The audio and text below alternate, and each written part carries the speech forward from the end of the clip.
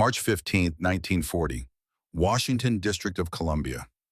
The Navy Department building stood silent in the pre-dawn darkness, its windows reflecting the street lamps like watchful eyes. Inside on the fourth floor, a single light burned in an office where numbers were about to change the course of history. Margaret Hayes sat at her desk, 42 years old, hair pulled back in the severe bun she'd worn since her husband's funeral 22 years earlier. The widow of a World War I naval officer, now the Navy's chief accountant, the woman who counted the cost of everything, who knew the price of survival down to the last dollar. Before her lay a report. 7 pages, black ink on white paper. She'd read it 3 times already. Each time the conclusion remained the same, cold and undeniable as winter steel. Her hands trembled slightly as she reached for the telephone. The operator connected her to the White House. "This is Margaret Hayes, Navy Department. I need to speak with President Roosevelt." "Yes, I understand the hour. Tell him it's about how long Britain has left to live." 20 minutes later, she stood in the Oval Office. Roosevelt sat behind his desk, cigarette burning between his fingers, the smoke curling toward the ceiling like dying prayers. His face showed the weight of decisions no president should have to make. "Margaret," he said, his voice that famous radio baritone even at 5 in the morning. "You called the president before dawn. This better be worth it." She placed the report on his desk. "Mr. President, German U-boats are sinking 300,000 tons of Allied merchant shipping every month. At this rate, Britain will run out of food, fuel, and ammunition by fall of 1942, 18 months from now." Roosevelt studied the numbers, his jaw tightened. "And we can help them how Congress hasn't declared war. I can barely get destroyers approved for our own use." "That's the problem, sir. We have exactly 200 escort vessels to defend convoy routes that stretch thousands of miles across the Atlantic. We're building destroyers as fast as we can, but each one costs $40,000 and takes 18 months from keel to commission. How many can we build? 30 in the next year and a half. Maybe 35 if we push every major shipyard to maximum capacity." Roosevelt crushed out his cigarette. 30 ships to save an empire. That's not a strategy, Margaret. That's a prayer. "No, sir. It's arithmetic, and the numbers don't work." The president leaned back, the leather chair creaking under him. Beyond the windows, dawn was beginning to break over Washington, painting the monuments in shades of gray and gold. Somewhere across that ocean, merchant ships were burning their crews, drowning in water thick with oil and ice. "Then we need a different equation," Roosevelt said quietly. "Find me one." Margaret left the White House as the sun rose. She walked 3 blocks, her mind churning through possibilities that all led to the same impossible wall. Every solution required money they didn't have, time that was running out, ships that couldn't be built fast enough. She stopped at a small diner, ordered coffee she wouldn't drink, and stared at nothing. 50 miles north in Boston, Massachusetts, another person was also awake before dawn. Thomas Reed, 51 years old, sat in his office above a shipyard on the harbor. The room smelled of coffee, cigarette smoke, and the salt breeze that came through the cracked window.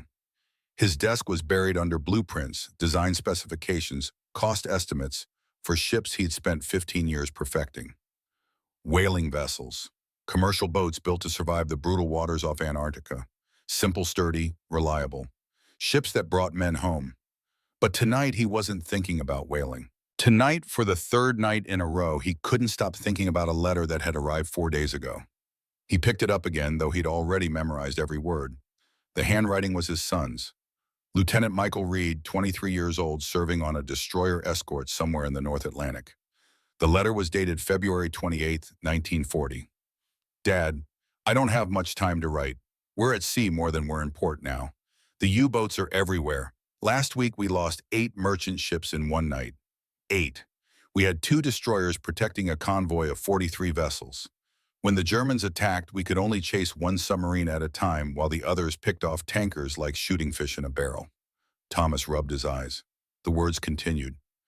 "We need more ships, Dad. It doesn't matter if they're fancy. We don't need the fastest destroyer or the biggest guns. We just need to be everywhere at once. We need enough ships that the U-boats can't find gaps in our protection. Right now, there are too many gaps. Way too many." The letter ended simply. "Love you. Stay safe, Michael." Thomas set it down and looked at the blueprint spread across his desk. The Arctic Pride-class whaling ship, 205 feet long, 33-foot beam, built to handle the worst weather on Earth, designed to be manufactured by any competent shipyard using standard materials and basic engineering. He'd built a career on these ships. Practical, affordable, unglamorous but effective. Now he stared at the design and saw something else. Not a whaling ship, not a commercial vessel, something the Navy would never consider. Something so simple, it might be brilliant or might be suicide. He reached for a pencil. 90 minutes later, he had rough modifications sketched on tracing paper overlaying the original design. Remove the whale processing equipment, add a single 4-inch gun on the bow. Install depth charge rails on the stern. Keep the basic hull. Keep the simple reciprocating steam engine. Keep everything that made the ship cheap and fast to build. The modifications would cost almost nothing. Any coastal shipyard could do the work. The design required no specialized labor, no precision engineering, no parts that had to be custom manufactured. He did the math 3 times to make sure. $4,000 per ship, 7 months from contract to sea trials, so no specialized yards required. Thomas sat back and lit a cigarette, his hands shaking. This was either the answer to his son's prayer or the worst idea he'd ever had. At 9 in the morning, he called the Navy Department and asked for an appointment with whoever handled escort vessel procurement. The secretary told him the admiral didn't meet with civilian contractors without prior approval. Thomas said he had a design that could put 200 ships in the water for the cost of 20 destroyers. The secretary put him on hold. 3 minutes later, Admiral James Crawford's voice came on the line. "Mr. Reed, this is Admiral Crawford. My secretary says you're proposing 200 ships for the price of 20 destroyers. That's either a miracle or a con job. Which is it?" "Neither, sir. It's just basic manufacturing principles applied to naval construction. I can show you the numbers if you'll give me 15 minutes. 15 minutes, my office. Tomorrow at 1000 hours. Don't be late and don't waste my time." The line went dead. Thomas sat in his office, surrounded by 15 years of respectable ship designs, and wondered if he was about to destroy his reputation by proposing the Navy build glorified fishing boats to fight the German Navy. But he thought about Michael's letter, about merchant sailors drowning in the dark Atlantic, about Britain slowly starving while America counted pennies and waited for perfect ships that would arrive too late. He stubbed out his cigarette and started preparing his presentation. The next morning, March 25, 1940, Thomas Reed walked into the Navy Department building carrying a leather portfolio that smelled like machine oil and desperation. He wore his only suit pressed but 15 years out of style. His shoes were polished but showed their age. He didn't look like a man about to change naval warfare. The secretary led him to Admiral Crawford's office on the 5th floor. The door was oak solid, intimidating. Beyond it came the sound of voices, muffled conversation that stopped when the secretary knocked. "Come." The voice was command. Thomas took a breath and entered. Admiral James Crawford stood behind his desk, 58 years old, ramrod straight, in his immaculate uniform. The walls of his office displayed the history of American naval excellence, model ships in glass cases, photographs of famous vessels. Everything gleamed with polish and pride. This was a man who believed in perfection. Standing beside Crawford's desk was a woman in Navy uniform. 34 years old, commander stripes, dark hair cut military short. Her eyes studied Thomas with the intensity of someone evaluating a tactical problem. "Mr. Reed," Crawford said without offering his hand, "this is Commander Elizabeth Hartwell. She runs our anti-submarine warfare strategy division. I asked her to sit in because if your proposal isn't completely insane, it falls under her purview. You have 15 minutes. Start talking." Thomas set his portfolio on the desk and pulled out the blueprints. His hands were steadier than he expected. "Admiral, I designed commercial whaling ships. Have for 15 years. This is the Arctic Pride class. Built for Antarctic waters. Handles 60-foot swells. Never lost a ship to weather. Cost $20,000. Takes 8 months to build." Crawford barely glanced at the blueprint. "I'm not interested in fishing boats, Mr. Reed." "Neither am I, sir, but with minimal modifications, this design becomes an escort vessel that costs $4,000 and takes 7 months to build." That got Crawford's attention. He looked at the blueprint properly, now his eyes narrowing as he traced the lines Thomas had drawn. 4,000, that's 1/10 the cost of a destroyer. Yes, sir. And you can build them in any shipyard that handles coastal freighters. You don't need specialized naval yards. Don't need precision turbine factories. Don't need custom weapons systems. Just standard commercial steel, simple riveted construction, and Victorian-era steam engines that every marine mechanic in America already knows how to fix. Commander Hartwell leaned forward, studying the design with professional interest. Her fingers traced the hull specifications. Speed, um, 16 knots maximum, 14 in heavy weather. Crawford's expression hardened. That's useless. U-boats run 17 knots on the surface. Your ship can't catch them. No, sir, but it can force them to dive. And underwater U-boats only make 7 knots. Then my ship has the advantage. Hartwell looked at Thomas with new interest. She pulled a tactical map from her desk drawer and spread it on Crawford's table. Red marks indicated U-boat attacks. Dozens of them. A constellation of death across the North Atlantic. Admiral, she said quietly, her voice carrying weight despite its softness.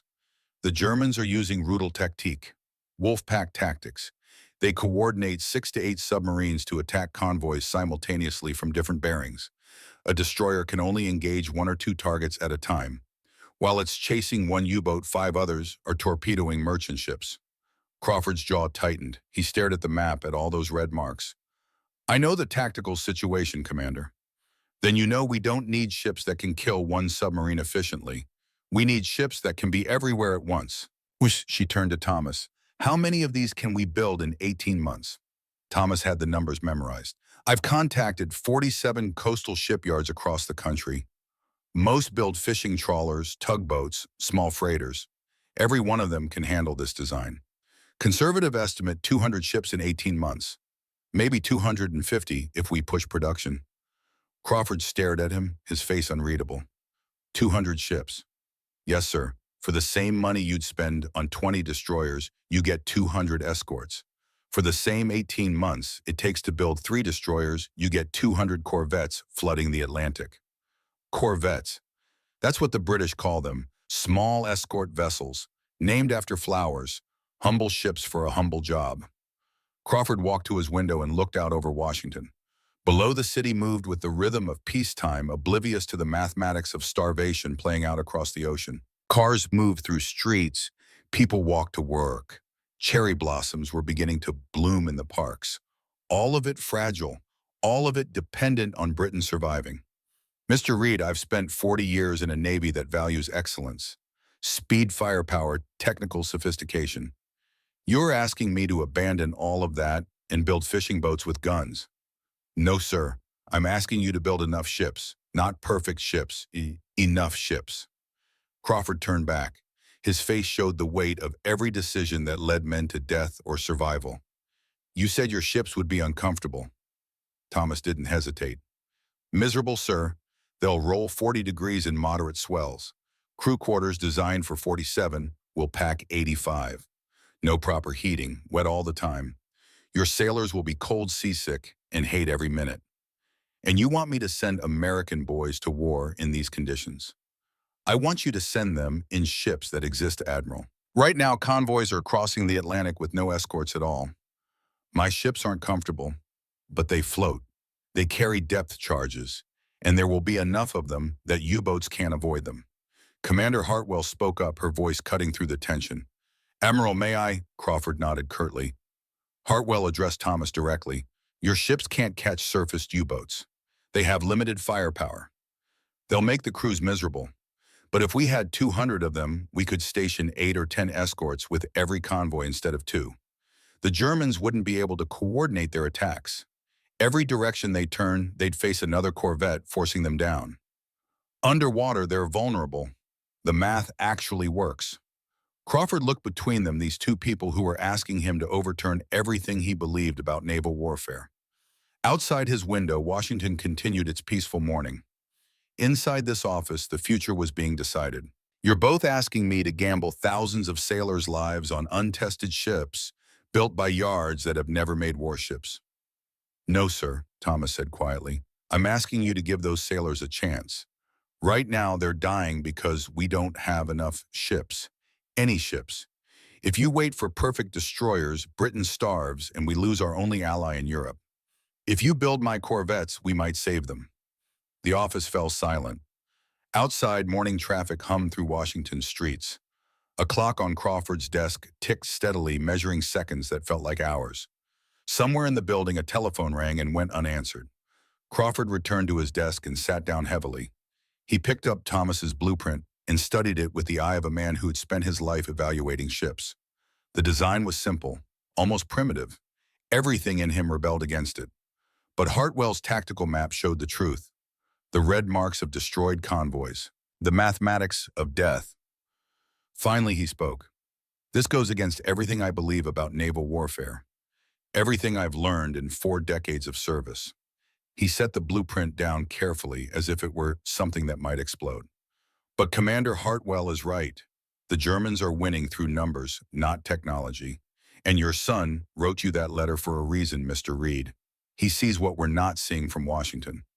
Crawford opened a desk drawer and pulled out an official Navy contract form. His hand hovered over it for a moment before he placed it on the desk between them. "I'll take this to President Roosevelt. If he approves, you'll get your chance to prove this works. But Reed, you said 7 months from contract to sea trials. I'm giving you 8. If your first ship fails, if she can't handle Atlantic storms, if she can't do what you promised, this entire program ends." "Understood." Thomas felt his throat tighten. "Understood, sir. One more thing. You said any shipyard can build these. I want you to visit every yard on your list. Show them the design. Get them ready to start the day we sign contracts. Because if Roosevelt says yes, we don't have time to waste on planning meetings." "Yes, sir."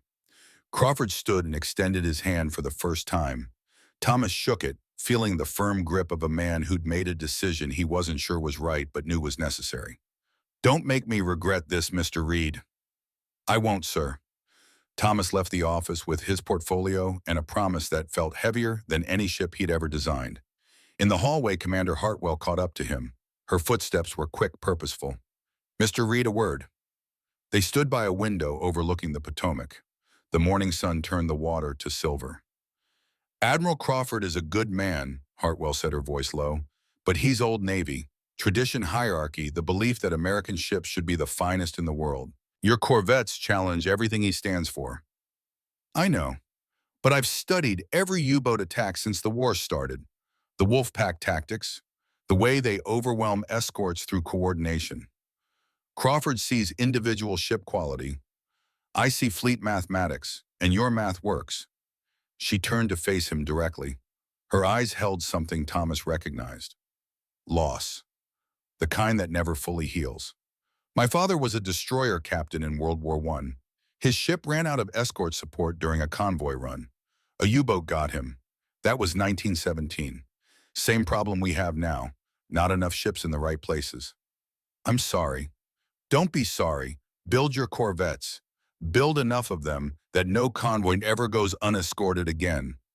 Build so many that the Germans can't find gaps in our defense. Build until the mathematics of survival finally favors our side." Thomas nodded slowly. "That's the plan." "Good. Because if you fail, we lose the Atlantic. If we lose the Atlantic, we lose Britain. If we lose Britain, we lose Europe. No pressure, Mr. Reed." She walked away down the hall, her footsteps echoing on marble floors, leaving Thomas alone with the weight of continents balanced on blueprints that still smelled like fish oil. He took the train back to Boston that afternoon. As the landscape rolled past his window farms and towns and churches waiting with white steeples, he thought about his son somewhere in the North Atlantic hunting submarines with insufficient support.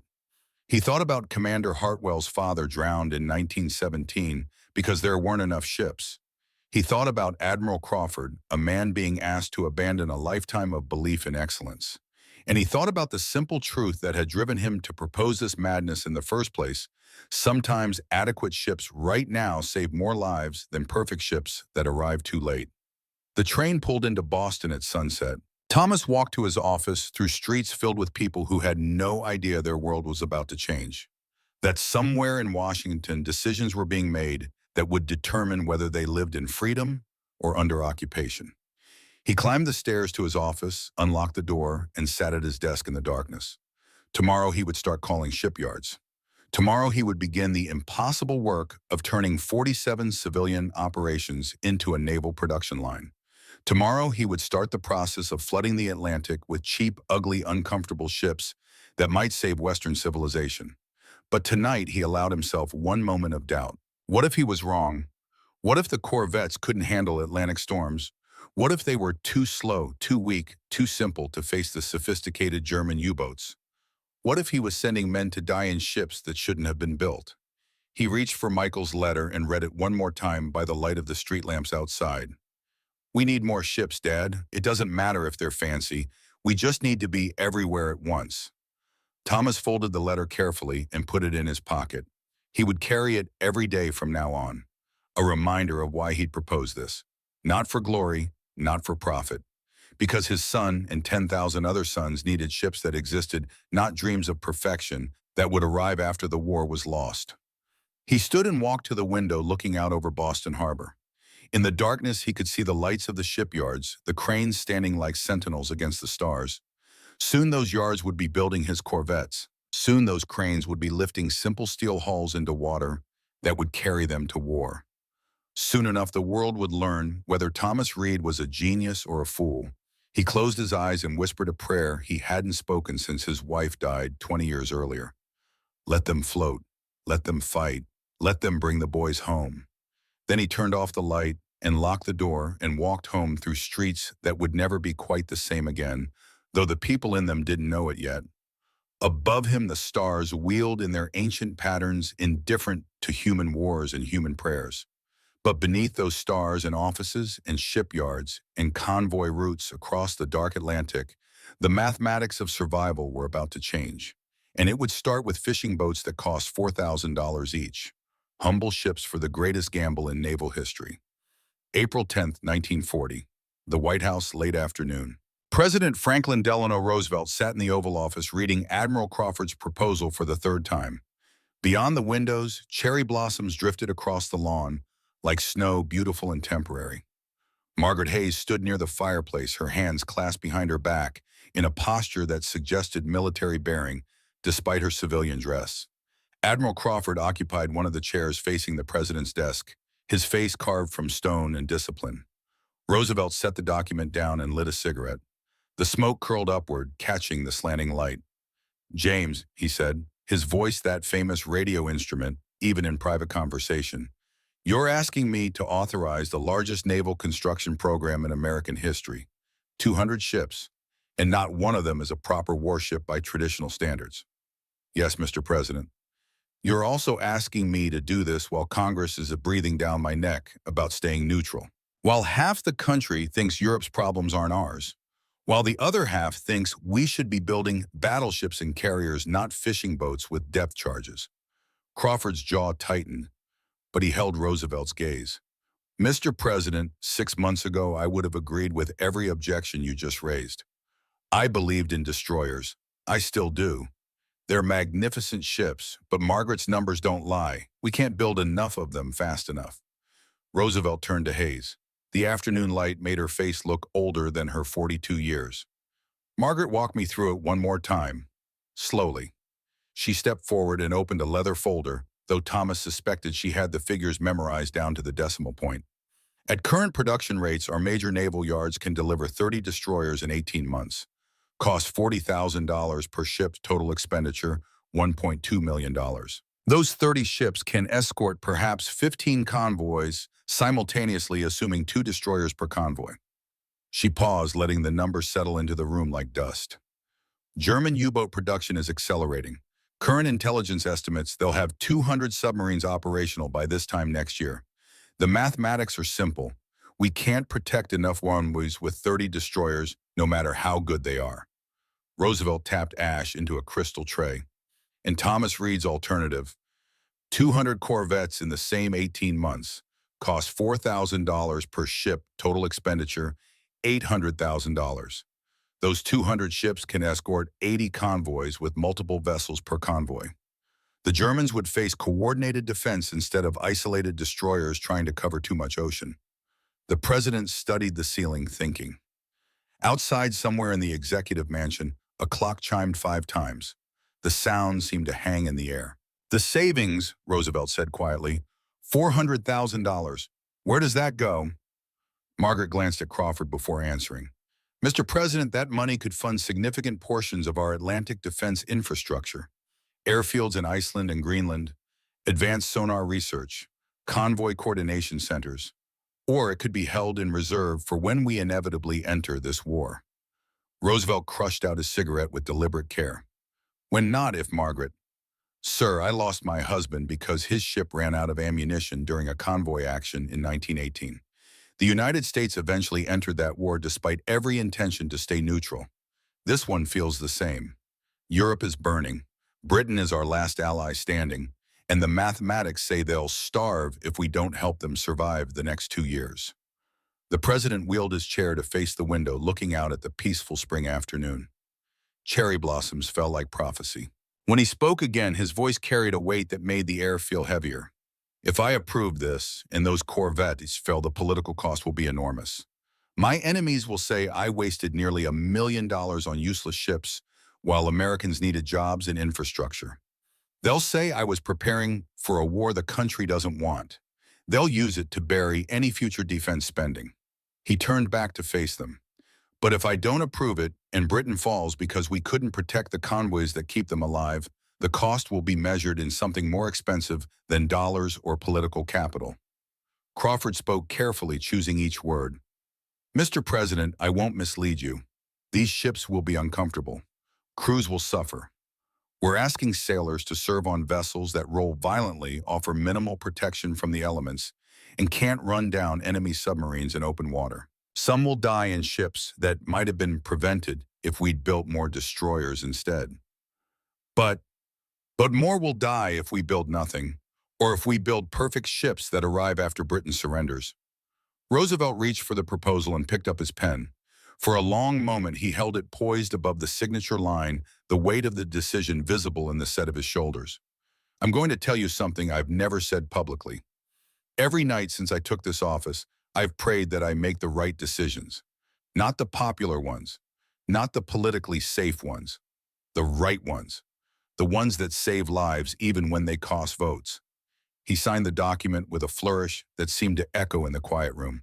Build them. Build all 200, but James, I want weekly progress reports. If this program starts failing, we cut our losses immediately. Understood. Yes, Mr. President.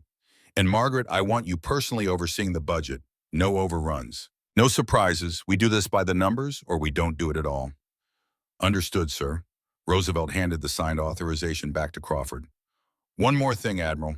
When these ships go to sea, I want to know their names. Not hull numbers. Names. If we're asking men to suffer on them, the least we can do is give their ships dignity. Crawford stood and saluted. Flower names, sir. The British Corvettes use flowers. Humble. Appropriate. Perfect. Now go build me a garden that floats and fights. They left the Oval Office with authorization to change naval warfare. Outside, the cherry blossoms continued falling, covering the ground in pink and white beautiful, and doomed to fade. 3 months later, July 25, 1940, Baltimore, Maryland, Smith and Brothers Shipyard. The air smelled of hot metal welding flux and Chesapeake Bay salt. Sparks showered from cutting torches as workers shaped steel plates to fit Thomas Reed's specifications. The sound was constant, overwhelming. The symphony of industry played at maximum volume. Thomas stood on the slipway, watching the keel of the first Corvette take shape. Behind by him stood a younger man in work clothes and a battered cap, hands shoved in his pockets against the morning chill that still lingered despite the July heat to come. Captain Robert Sullivan, 29 years old, looked nothing like a naval officer. He'd grown up on fishing boats off the Maine coast before joining the Navy 5 years earlier. His face showed the weathering of salt and wind.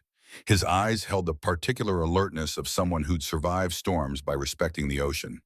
That's her, Sullivan asked, nodding at the skeletal framework of steel. That's the USS Marigold, Thomas confirmed. First of her class. If she works, we build 200 more. If she doesn't, he trailed off the unspoken consequence hanging between them. If she doesn't, a lot of merchant sailors die while we wait for destroyers that'll arrive too late. Thomas glanced at the younger man. You volunteered for this command? Yes, sir. While you could have a destroyer posting, comfortable ship, prestige, better chance at promotion. Sullivan watched the workers fitting plates, their movements practiced, ensured despite the heat. My father was a lobsterman, taught me that the ocean doesn't care about prestige. It cares about whether your boat floats and whether you know what you're doing.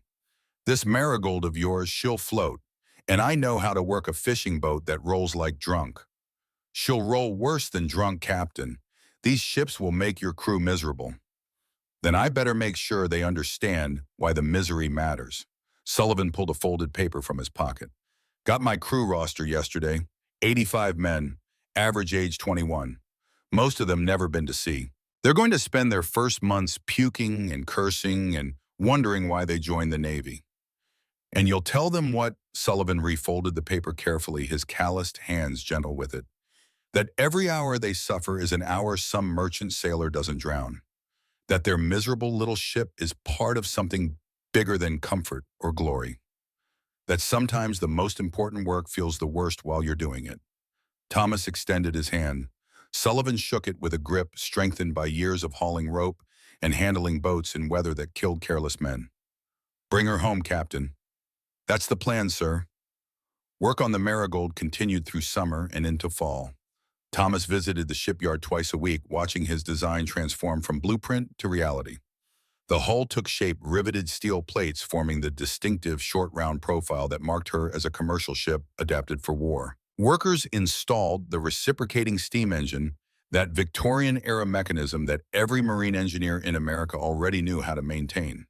The single 4-inch gun was mounted forward ungainly and functional. She looked nothing like a proper warship. September brought the first sea trials. The Marigold moved down the slipway into Chesapeake Bay, displacing water with the confidence of a design that knew how to float. On the bridge, Captain Sullivan stood with his hand on the wheel, feeling the ship respond to rudder and engine. Thomas watched from a tugboat, his heart in his throat, every calculation he had ever made suddenly feeling fragile. The test protocol was simple but brutal. Take her into open water, push the engine to maximum, turn hard, see if she handled like he'd calculated, or if all his mathematics had been fantasy. Sullivan gave the order. The Marigold accelerated, building speed slowly as her reciprocating engine converted steam to motion through Victorian physics that hadn't changed in 80 years. 12 knots, 14, 16. Then he ordered hard to starboard. The ship rolled, not dramatically, not dangerously, but 40 degrees to port, pausing at the limit of her stability, like a drunk deciding whether to fall, then crashing back 40 degrees to starboard in a rhythm that would become brutally familiar to every man who served on Corvettes. 8 seconds. Roll, pause, crash. Roll, pause, crash. On the tugboat, Thomas closed his eyes and whispered thanks to mathematics and providence. She worked. The design worked. 6 weeks later, June 3, 1941, the USS Marigold completed her final shakedown cruise and was commissioned into the United States Navy. Admiral Crawford attended the ceremony, standing ramrod straight as the flag was raised and Captain Sullivan assumed official command. 85 young men lined the deck in new uniforms, trying to look like sailors, instead of the terrified boys most of them actually were. Among them stood Seaman David Martinez, 19 years old, born in San Antonio, Texas. Dark eyes that still held the softness of youth. Hands that had never done harder work than high school football until the Navy taught him to handle rope and steel. He dropped out of school to enlist, sending half his pay home to his mother every month. Next to him stood Petty Officer Samuel Chen, 26, from San Francisco. Wire-rimmed glasses that he cleaned obsessively. A degree in mechanical engineering from a correspondence school completed while working in his family's machine shop. Chen had joined the Navy because civilian companies wouldn't hire Chinese engineers no matter how qualified. The Navy, desperate for technical expertise, cared less about his ancestry than his ability to keep engines running. The ceremony ended. The Marigold was officially a warship. 2 weeks later, she departed Baltimore Harbor on her first combat mission, escort convoy NS-47, from Halifax, Nova Scotia to Iceland. 43 merchant ships carrying oil, ammunition, grain, medicine. Everything Britain needed to survive another month. The Atlantic had other plans. Day 2 at sea. Martinez learned why veteran sailors called Corvettes halfway to hell ships. The ocean was moderate by North Atlantic standards. 15-foot swells, wind at 20 knots. weather that a destroyer would handle with barely a shudder. The Marigold rolled 40 degrees to port. Paused at the limit of stability, the deck tilted at an angle that defied reason. Then crashed 40 degrees to starboard, everything not secured flying across compartments, men grabbing for handholds, stomachs rebelling against the violent motion. 8 seconds, again and again and again. Martinez vomited for the third time that hour, his face pressed against the rail, the cold Atlantic wind cutting through his uniform like knives. Around him, two-thirds of the crew were in similar condition. The forward mess deck smelled of vomit and diesel fuel and wet wool, a combination that would define the Corvette experience for thousands of sailors. An older seaman, one of the few who'd served on fishing boats, clapped Martinez on the shoulder with something that might have been sympathy. "How long does this last?" Martinez managed between heaves. "Kid, this is calm seas. Wait till we hit a real storm." Martinez groaned and went back to vomiting. Below deck in the engine room, Samuel Chen discovered the first major flaw in Thomas Reed's otherwise solid design. Water dripped steadily from the ventilation shaft's puddles forming on the deck plates. The coal for the boiler was damp, burning inefficiently, producing less steam than they needed. Chen's assistant, a boy from Oklahoma, who'd never seen the ocean before joining the Navy, stared at the growing puddles with alarm. "Can we seal the vents?" Chen shook his head, adjusting his glasses with fingers already grimy from coal dust. "Seal them and we suffocate, or the boiler loses oxygen and we lose power. We need ventilation.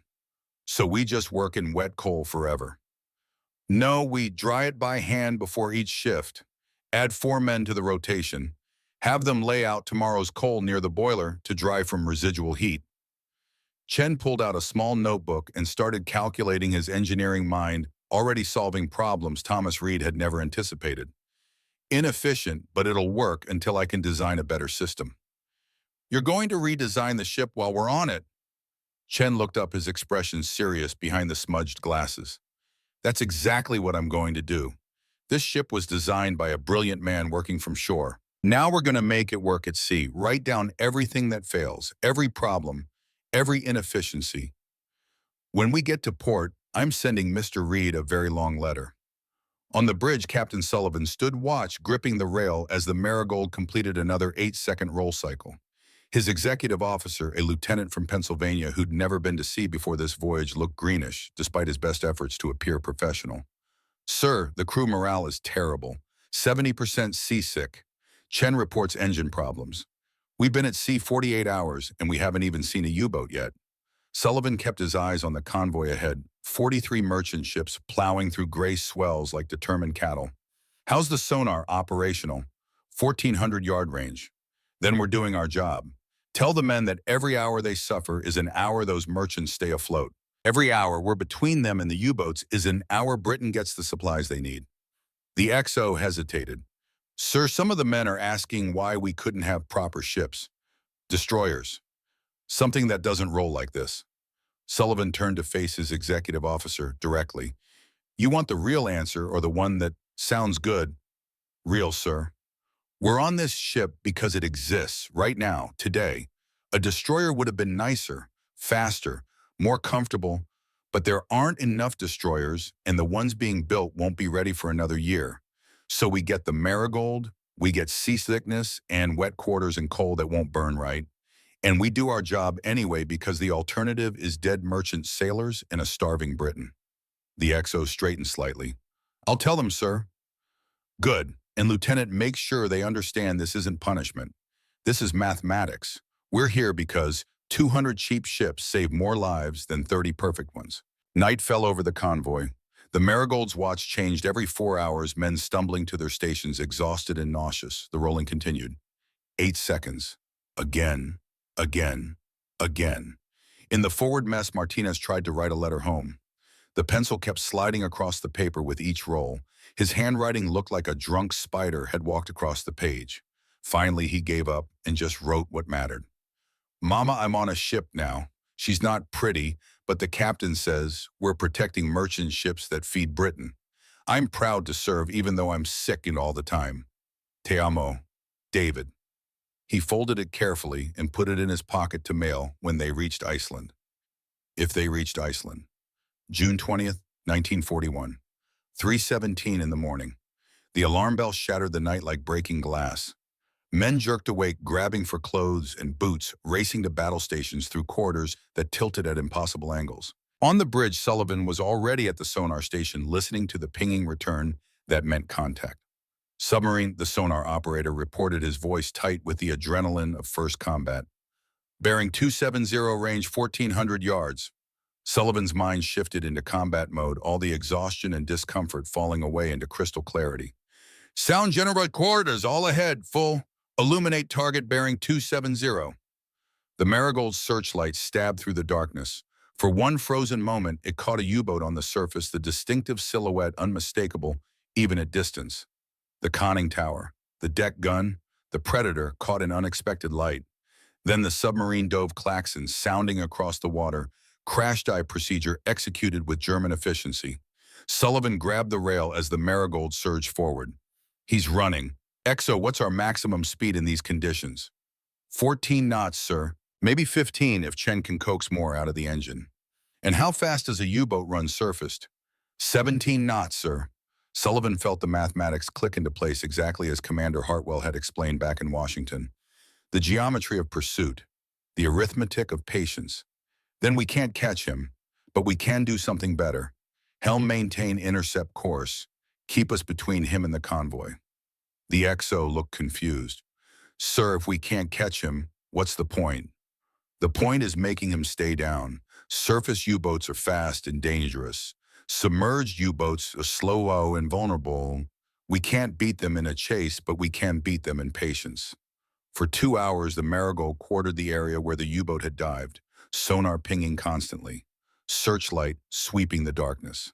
The message to the German commander, clear and simple: surface, and we'll see you stay down and burn your batteries. Inside U-boat 447, Captain Lieutenant Heinrich Muller, the ace, who'd sunk HMN Royal Oak, stared at his battery gauges and cursed American fishing boats that wouldn't give up. At 5:34 a.m., sonar detected the submarine attempting to reposition for a torpedo shot on a merchant ship. There, Sullivan said quietly, he's trying to get around us. Helm new heading 090, prepare depth charges. Chen and his team readied 14 depth charges, each cylinder containing 300 pounds of explosives set to detonate at specific depths. Simple weapons, brutal, effective if you could get them close enough. The Marigold passed over the submarine's estimated position. Drop charges. The cylinders rolled off the stern rails, splashing into the black Atlantic. Seconds passed, marked by heartbeats and prayers. Then the ocean erupted. 14 underwater explosions created columns of water that towered into the night, glowing white in the searchlight beam. The Marigold shuddered with the shockwave's plates, rattling rivets groaning under stress they weren't designed for. Martinez, stationed on the depth charge detail, watched the water fountain upward and thought about the men inside that submarine crushed by pressure or drowned in flooding compartments. Then he thought about merchant sailors burning alive on torpedoed tankers, and the sympathy faded into something harder. Sonar searched for confirmation. Minutes passed, no contact, no debris, no oil slick visible in the darkness. Lost him, sir, the operator finally reported. Sullivan stared at the roiling water where the charges had detonated. No way to know if they'd killed the U-boat, or if it had slipped away damaged, or if it was still down there waiting. Maintain search pattern for 30 minutes, then return to convoy. At dawn, the Marigold rejoined the 43 merchant ships, all still afloat, all still steaming, toward Iceland. No confirmation of the kill. No glory. Just exhausted men and a ship that continued rolling through its 8-second cycle. Sullivan wrote his report in careful, precise language. Engaged submarine at 3:17 hours. Dropped 14 depth charges. No confirmed kill. Returned to convoy 6:00 hours. What he didn't know, what nobody would know for 9 months, was that one of those 14 charges had ruptured U-boat 447's pressure hull at exactly 180 feet. Captain Lieutenant Heinrich Muller and his entire crew had died instantly, crushed by the ocean they had hunted in. Thomas Reed's cheap fishing boat had killed a legend. They just didn't know it yet. The convoy reached Iceland without losing a single merchant ship. When the Marigold tied up in Reykjavik harbor, the crew stumbled onto the dock like survivors of a shipwreck. Exhausted, soaked. Many had lost weight from constant seasickness, but they'd done their job. 43 ships safe, 0 losses. Sullivan found a quiet moment to write to Thomas Reed. The letter was short, professional, but it contained one sentence that mattered more than all the others combined. Your ship works. She's miserable and slow, and she rolls like hell. But she works. Build more. Back in Boston, Thomas received the letter 2 weeks later. He read it 3 times, then allowed himself one moment of relief before picking up the phone to call the next shipyard on his list. Because one Corvette wasn't enough. 200 wouldn't be enough. They needed to build until the Atlantic couldn't hold all the hulls, until every convoy had more escorts than U-boats, until the mathematics of survival finally tipped in their favor. The Battle of the Atlantic was just beginning, and it would be won or lost by fishing boats that cost $4,000 and made their crews vomit daily. Humble ships for the greatest fight in naval history. October 18, 1941. North Atlantic, 400 miles south of Iceland. Convoy SC-27 moved through darkness like a herd of slow, vulnerable animals crossing a plain filled with predators. 43 merchant ships, their hulls heavy with oil, ammunition, grain, medicine. Everything Britain needed to survive another month. Everything the Germans wanted to send to the bottom. Commander Elizabeth Hartwell stood on the bridge of USS Bluebell, studying the tactical display with the intensity of someone who understood that mathematics determined survival. 8 corvettes formed a protective ring around the convoy. 8 ships where 2 years ago there would have been 2 destroyers at best. Among the Bluebell's crew was Lieutenant Michael Reed, Thomas Reed's son, now 24 years old and assigned to Hartwell's communications team. He'd requested the transfer from his destroyer to serve on one of his father's ships, wanting to understand what the cheap fishing boats could really do. The numbers mattered. The numbers were everything. Her radio operator handed her a decoded message from British Naval Intelligence. She read it twice, her expression hardening. "Ma'am, is it bad?" Hartwell looked at the young ensign who'd asked the question. 22 years old, fresh from the academy, still believed that courage and skill mattered more than arithmetic. 6 U-boats converging on our position. Wolfpack formation. They'll hit us around midnight. The ensign's face went pale. 6 submarines against 8 escorts. That's almost even odds. No, Hartwell said quietly. That's the first time the odds have ever favored us. Signal all corvettes. Prepare for coordinated attack. This is what we built 200 ships for. On the USS Marigold, Captain Sullivan received Hartwell's signal and felt something shift in his chest. After 18 months of convoy duty, after endless days of rolling through storms and hunting submarines that escaped more often than not, finally they had enough ships to fight the way the war needed to be fought. He addressed his crew over the intercom, his voice carrying through every compartment of the small ship. All hands, this is the captain. Intelligence reports 6 U-boats forming a wolf pack to attack this convoy. In the old days, before the Corvette program, this convoy would have had 2 destroyer escorts. Those 2 ships would have tried their best, but 6 submarines attacking from different directions would have overwhelmed them. Merchant ships would burn. Men would die. He paused, letting them absorb it. But today is different. Today we have 8 corvettes. We have enough ships to be everywhere the Germans aren't expecting us. We have enough ships to turn their wolfpack tactics against them. Every station matters tonight. Every man matters. Do your jobs, and those 43 merchant ships reach Britain. Fail and Britain goes hungry. That's the equation. Sullivan out. In the engine room, Samuel Chen checked his equipment one final time. 18 months of constant modification had transformed the Marigold's simple reciprocating engine into something more reliable than Thomas Reed had originally designed. Chen had fixed every flaw, improved every inefficiency, turning Victorian technology into something that worked through sheer force of competent engineering. His assistant, the boy from Oklahoma, who'd learned more about marine engines in 18 months than most mechanics learned in 10 years, watched the pressure gauges with trained eyes. "We ready, Chen?" "We're ready. Engine will give the captain everything he needs tonight." "And if it doesn't?" Chen adjusted his glasses, a gesture that had become automatic under stress. "Then I fix it while it's running. That's what engineers do." On the depth charge detail, David Martinez stood with his team, checking the release mechanisms that would drop the cylinders into the ocean when the captain gave the order. 20 years old now, no longer the terrified boy who'd vomited his way across the Atlantic on that first voyage. The rolling still made him nauseous, but he'd learned to function through it, learned that discomfort was just another condition of the job. He thought about his mother in San Antonio reading the letters he sent home. He never told her about the fear about the nights when U-boats stalked the convoy and every sound might be a torpedo striking home. He wrote about the rolling seas and the hard work and how proud he was to serve. Some truths were better left unwritten. 9:47 p.m. sonar contact. The first U-boat appeared on the Marigold's screen bearing 090 range 2,000 yards. Sullivan didn't hesitate. Intercept course. Signal Commander Hartwell, we have contact bearing 090. Across the convoy, 7 other corvettes received their assignments. Hartwell's tactical coordination transformed 8 independent ships into a coordinated defense grid. Each corvette had a sector. Each sector overlapped with the next. Nowhere for the U-boats to attack without facing immediate response. The mathematics that had terrified Admiral Crawford 2 years ago were about to be tested in combat. The Marigold's searchlight stabbed through darkness, catching the U-boat on the surface. The German commander, expecting minimal escort presence, suddenly found himself illuminated like an actor on stage. Sullivan gave the order. Fire warning shot. The 4-inch gun barked, the shell splashing 50 yards from the submarine's hull, close enough to send a message: dive or die. The U-boat dove.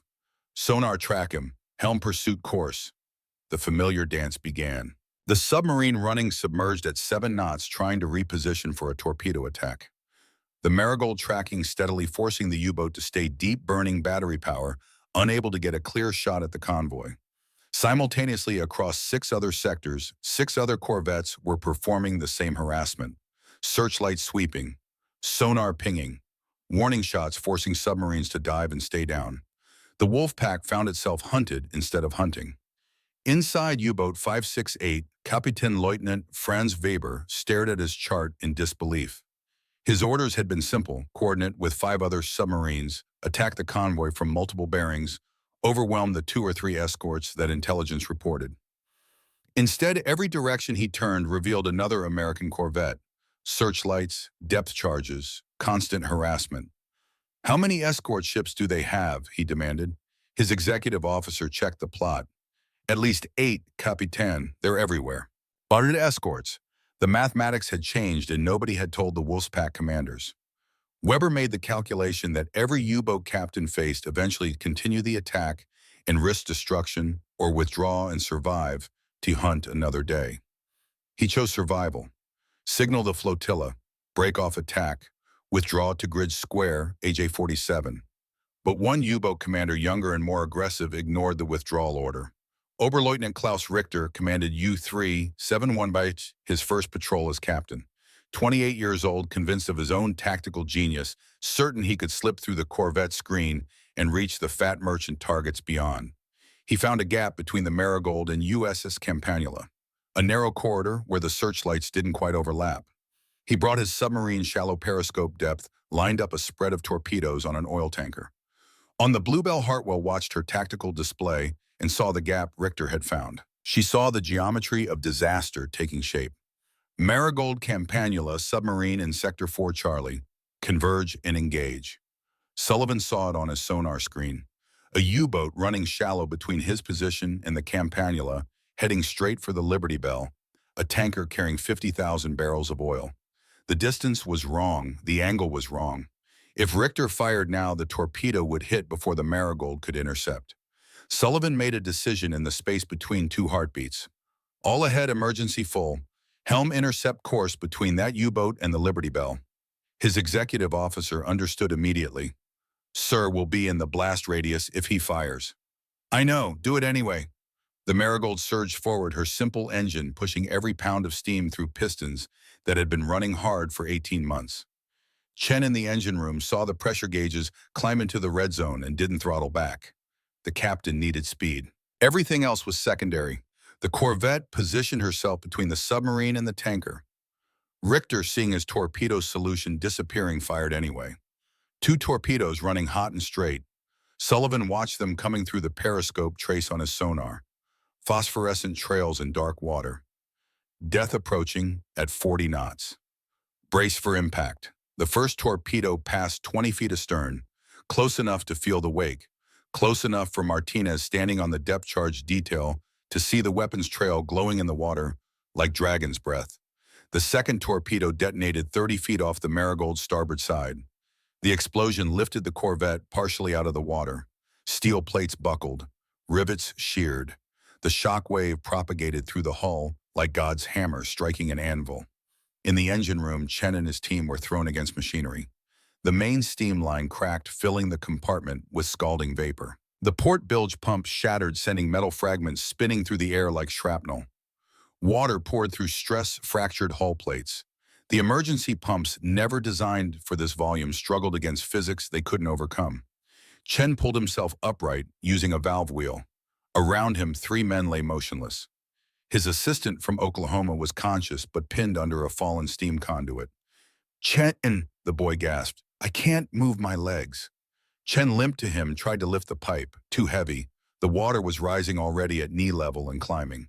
On the bridge, Sullivan assessed damage through reports coming in from every station. Engine room flooding. Bilge pumps failing. Maximum speed reduced to 10 knots. But the hull integrity was holding. The ship was damaged, but alive. "Captain," his XO said urgently, "Chen reports flooding in the engine room. He's got men trapped." Sullivan's face went gray. The mathematics of command were simple and terrible. Stay to rescue Chen and his team, and the flooding might sink the ship, killing everyone. Continue the mission, and those men drowned, while the rest survived. "How long can Chen hold?" The radio crackled. Chen's voice came through, strained but controlled. "Captain, port bilge pump destroyed. We're holding with emergency pumps, but the flooding is faster than we can evacuate. We have trapped personnel. Can you get them out?" Silence for 5 seconds. Water sounds in the background. Then, "Negative, sir. Pipe collapse. Would need cutting equipment. In 2 hours we don't have." Sullivan closed his eyes, opened them, made the decision that command required. "Chen, can you maintain engine function?" "Affirmative, 10 knots maximum, maybe 12 minutes before water reaches critical systems." "Then maintain function. We have to finish this engagement." "Understood, sir." The transmission ended. No argument, no pleading, just a man accepting the mathematics of war. Sullivan turned to his weapons officer. "That U-boat just tried to kill us. Sonar, do you have him?" "Aye, sir. Bearing 185, depth 60 feet, moving slow. Depth charge pattern, full spread. Send him to hell." Martinez and his team rolled 14 charges into the water. The cylinders splashed down, their fuses ticking toward detonation. Below in the engine room, Chen worked the remaining pumps with his functional crew, trying to buy the captain 12 minutes. The water was at chest level now. Cold. North Atlantic cold that numbed extremities and slowed thinking. His assistant had stopped responding. Chen didn't check whether the boy was unconscious or was dead. Either way, there was nothing he could do except keep the engine running. The depth charges detonated.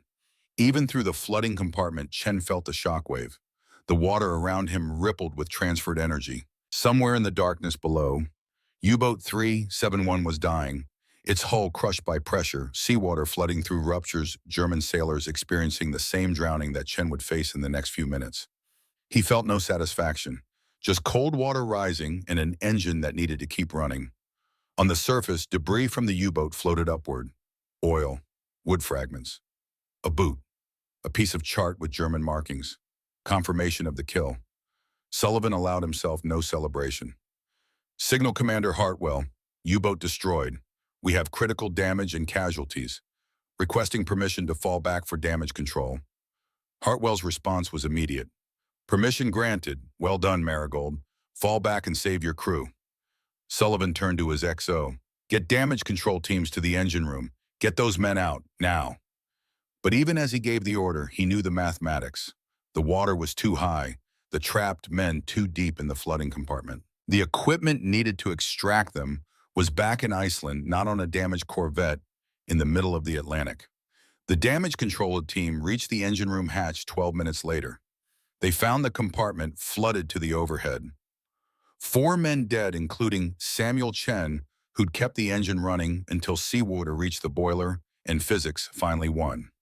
The Marigold limped away from the convoy, her mission accomplished, her crew diminished. Behind her, the wolf pack had withdrawn. 6 U-boats had attacked. 1 had died. The other 5 retreated to safer waters, their commanders reporting that the Americans had too many escorts, that the mathematics no longer favored submarine warfare in the North Atlantic. Commander Hartwell stood on the Bluebell's bridge and watched the convoy continue toward Britain. 43 merchant ships. 40 had survived. 3 lost to torpedoes that slipped through before the Corvettes could establish their defensive grid. 3 ships lost instead of 20. The mathematics had changed. Michael Reed found Hartwell after the battle, his face showing the weight of what he'd witnessed. "Commander, the Marigold. That was one of my father's ships. Men just died on a ship my father designed." Hartwell turned to face him. "Your father designed a ship that saved 40 merchant vessels tonight, Lieutenant. Chen and 3 others gave their lives so 200 sailors on that tanker could live. That's not failure. That's the arithmetic of war."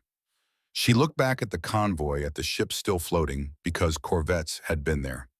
"Go write your father. Tell him his ships work. Tell him they're saving Britain. Tell him the mathematics finally favor our side." In Washington, Admiral Crawford received the after-action reports. He read them alone in his office late at night, when no one could see the tears that fell on the paper. USS Marigold damaged but repairable. 4 crew dead, including Petty Officer Samuel Chen, who'd kept the engine running until the flooding reached lethal levels, giving his captain the time needed to destroy the U-boat that had tried to kill them. Crawford picked up his phone and called Thomas Reed. The conversation was short. Crawford's voice rough with emotion he rarely showed. "Thomas, your Marigold saved a convoy tonight, destroyed a U-boat, lost 4 men doing it, including the best engineer I ever read about in an action report." "I heard," Thomas said quietly. His voice sounded older than Crawford remembered. "I owe you an apology. 2 years ago, I called your ships inadequate. I said they were fishing boats pretending to be warships. I was wrong. Admiral, 4 men died on my ship." "No, 4 men died saving 200 others on ships your Corvette protected. The mathematics are brutal, Thomas, but they're clear. We're winning because we have enough ships. Not perfect ships, enough ships." Thomas sat in his Boston office, holding the phone, thinking about men he'd never met who died in a hull he'd designed. Men who drowned in cold water while keeping an engine running because the mission mattered more than their own survival. "Build more," Crawford said. "We need 200. We need 500. We need to flood the Atlantic until the Germans can't find gaps in our defense." "Already working on it, Admiral." Crawford hung up and returned to the reports. He pulled out a piece of official Navy stationery and began writing a letter to Samuel Chen's family in San Francisco. It was the least he could do. 3 months later, March 16, 1942, American intelligence decoded German communications confirming that U-boat 447, the submarine the Marigold had engaged on June 20, 1941, had been destroyed with all hands. Captain Lieutenant Heinrich Müller, the ace, who'd penetrated Scapa Flow and sunk HMS Royal Oak, had been killed by a $4,000 fishing boat commanded by a former Maine lobster boat captain. Crawford called Thomas Reed again. "Your Marigold killed Müller, the Royal Oak killer. Confirmed." "June 20th, Thomas said. "Sullivan's first combat action. He never knew. He knows now. I'm recommending him for promotion. And Thomas, I'm testifying before Congress next month about the Corvette program. I'm going to tell them I was wrong and you were right." "That's not necessary, Admiral." "Yes, it is, because if I don't admit when I'm wrong, I'll keep making the same mistakes. And we can't afford that in this war." By May 1943, the United States Navy had 187 Corvettes in active service. Germany's submarine fleet was dying faster than it could be replaced. Admiral Karl Richter, Germany's U-boat commander, threw everything he had into one final offensive in what would become known as Black May. 120 submarines, the largest wolf pack in history. Facing them 187 American and British corvettes, 94 destroyers, and the mathematics that Thomas Reed had understood from the beginning. The Germans lost 41 U-boats in 30 days. On May 24, 1943, Richter withdrew his remaining submarines from the North Atlantic. The Battle of the Atlantic, the campaign Winston Churchill called the only thing that truly frightened him during the entire war, was turning, not because of superior technology, not because of individual heroism, though there was plenty of that, because Thomas Reed had understood mathematics that admirals and politicians had missed. Build enough adequate ships quickly, and quantity becomes its own form of quality. In November 1943, tragedy struck USS Marigold one final time. She was escorting her 53rd convoy, Captain Sullivan, still in command, despite offers of promotion to more prestigious ships. He'd stayed with the Corvette because the crew trusted him, and he trusted the ship damaged and patched and still rolling through her 8-second cycle. The Marigold had been repaired after the October 1941 battle, returning to service with reinforced hull plates and a new engine room crew. She'd escorted 40 more convoys over 2 years, surviving storms and submarines through a combination of luck and Sullivan's skill. But luck runs out. U-Boat 568, with a new commander seeking revenge for his predecessor's captured crew, fired a torpedo that struck the Marigold's engine room at 4:30 in the morning on November 16, 1943. This time, there was no survival. The torpedo hit directly where Chen had died 2 years earlier, as if fate had marked that spot. The ship sank in 4 minutes. Sullivan ensured every man who could be saved reached the lifeboats. Then, as the water rose around him, he made a choice. The old tradition: the captain goes down with his ship. 28 survivors, 57 dead. David Martinez was among the survivors pulled from the water by HMS Campanula after 6 hours in a lifeboat, hypothermic but alive. He never went to sea again. The Navy offered him other postings, but Martinez declined. He'd survived 2 years on the Marigold. He'd watched Chen die in October 1941. He'd watched Sullivan choose to drown in November 1943. He'd done his part. Martinez returned to San Diego in 1946 and opened a small boat repair shop. Every morning he raised the American flag and thought of Chen and Sullivan and all the others who hadn't made it home. 3 months after Martinez opened his shop, he received a letter from San Francisco. Inside was a note from Chen's widow and a request. Chen had written a letter before his death given to the chaplain with instructions to deliver it if he didn't survive. Martinez opened it with shaking hands. "David, if you're reading this, I'm gone. I wrote this letter before that convoy in October 1941 when I knew the engine room was dangerous and flooding was always possible. Take care of my son. His name is Samuel Chen Jr. He's 8 years old now. His mother died last year. He has no family left except you. Teach him engineering. Teach him that fixing things matters more than glory. Teach him that sometimes the most important work is invisible. Tell him his father died doing what he loved, keeping an engine running so his shipmates could go home. Your friend, Samuel Chen." Martinez stared at the letter for a long time. Then he picked up the phone and called San Francisco. "Mrs. Chen, this is David Martinez. I served with your husband. I'd like to talk about young Samuel." 2 weeks later, Martinez met an 8-year-old boy with his father's serious eyes and careful hands. "Your dad was the best engineer I ever knew," Martinez said.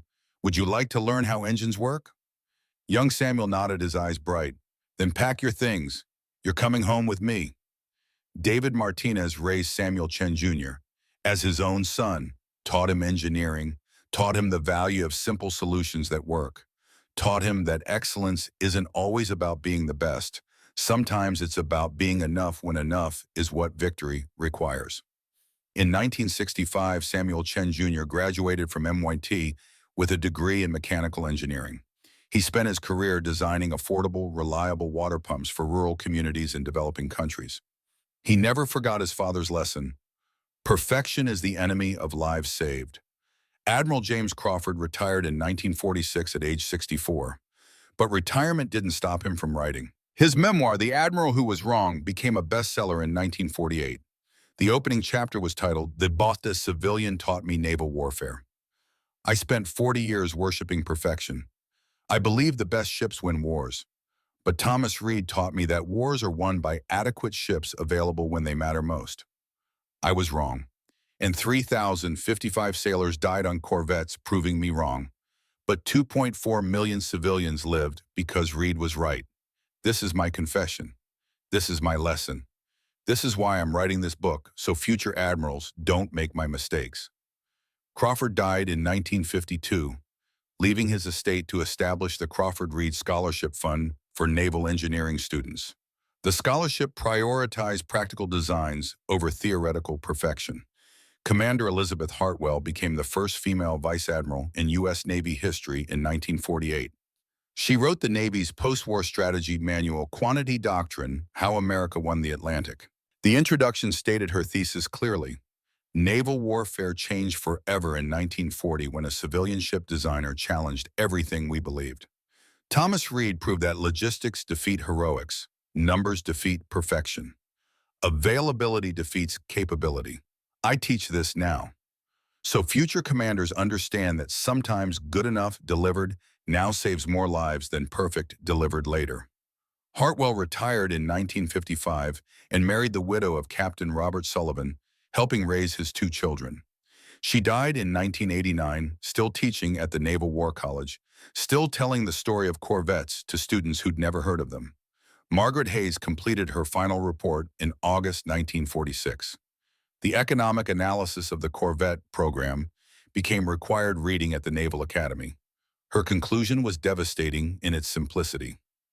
The Corvette program cost $10.1 million total. If America had pursued a destroyer-only strategy, the cost would have been $1.2 billion. The $1. $19 billion saved funded three major campaigns. Operation Overlord, $380 million. Mediterranean Campaign, $280 million. Strategic Bombing, $300 million. In other words, Corvettes didn't just win the Atlantic. They funded the entire Allied victory. The lesson is clear. Sometimes the cheapest solution is the most expensive to ignore. Margaret died in 1968 at her desk, still calculating costs and benefits, still proving that arithmetic could save the world. Thomas Reed never attended the victory parades, never accepted interviews, never sought recognition. He returned to his small office above the Boston shipyard and went back to designing commercial fishing boats. When the Navy wanted to name a destroyer after him, he refused. Don't name a ship that arrives late after a man who proved that timing matters more than perfection. Name it after Samuel Chen. He died keeping an engine running. That's what matters. In 1950, his son Michael visited him. Michael had survived the war and become a naval architect like his father. He'd spent 5 years designing the next generation of escort vessels. Dad, I got a contract for the Korean War. The Navy wants fast, cheap escorts. Lots of them. Thomas looked at his son's designs. They were Corvettes modernized but recognizable. They learned the lesson. You taught them well, Dad. Thomas smiled. It was the first time Michael had seen him smile since the war ended. Good, don't let them forget. Wars aren't won by perfect weapons that arrive too late. They're won by adequate weapons available when needed. Thomas Reed died in his sleep on March 15, 1968, exactly 28 years after he first proposed the Corvette program to Admiral Crawford. His funeral was small, quiet, but 3 people attended who changed everything. David Martinez, age 46, brought Samuel Chen Jr., now 28. Mr. Reed never met me, Martinez said at the graveside, but his ship saved my life. And his philosophy saved Samuel's father's legacy. Samuel Jr. added, my dad died on a Corvette, but he died knowing his ship could be replaced, that someone else could keep fighting. That's why I'm alive. That's why Mr. Martinez could raise me.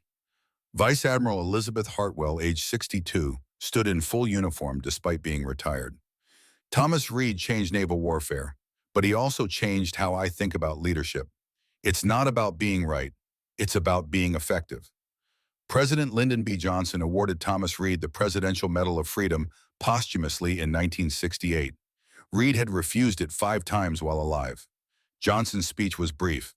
Thomas Reed didn't want medals. He didn't want fame. He wanted ships in the water when America needed them. He got his wish. And because of that, we're all here today. The medal went to Michael Reed, who accepted it on behalf of his father and immediately donated it to the Smithsonian. My father would want people to learn from this, not worship it, Michael said.